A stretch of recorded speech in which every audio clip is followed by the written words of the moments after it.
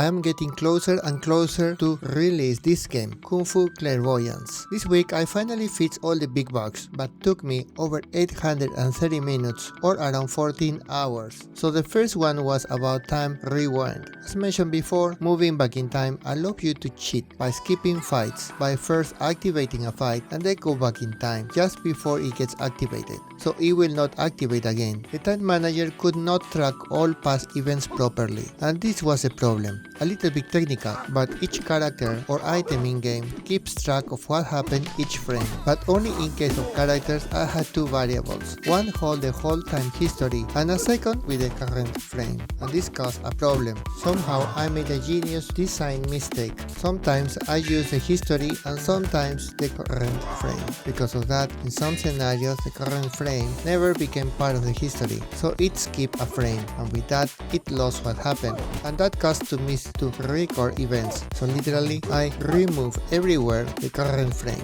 so at any given time when time moves forward it will create a frame and then use that to update any new state or action. So in that way I completely clean the double frame, and moving through time is unified into one way only, and with that I can even go back in time without breaking anything. I had this other problem when breaking the dummy, so it could become invincible if you break it and immediately rewind time, but this is also solved with this patch. The second issue I had for quite a long time was the dialogue system. Changing screen size or resolution in strange sizes changed the position of the dialogue bubble in wrong places. So I tried lots of different solutions, but it became clear that this was not working. The problem is that the dialogue bubble is rendered at a different resolution. I like to see text perfectly rendered, no matter the zoom value. So the usual way to calculate the position is to apply the same screen transformations to find who is talking on screen. I usually render the game at 4 or 5 times the original size, so you can clearly see it, and then render the dialogue bubble at that position on screen, but with different zoom level. The silly mistake I did was that I was using the window screen resolution instead of the native resolution of the game. Well,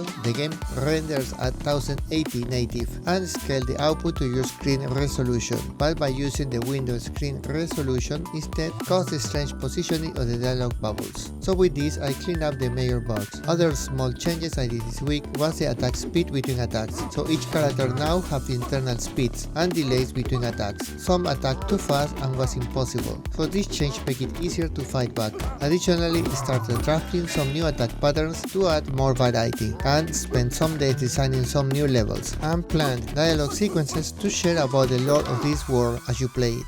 And that's it for this week. What do you think? Let me know in the comments below. If you want to support my work, please click like and subscribe, and click on the notification bell so you do not miss my next update. Thank you so much for watching my journey. See you next week.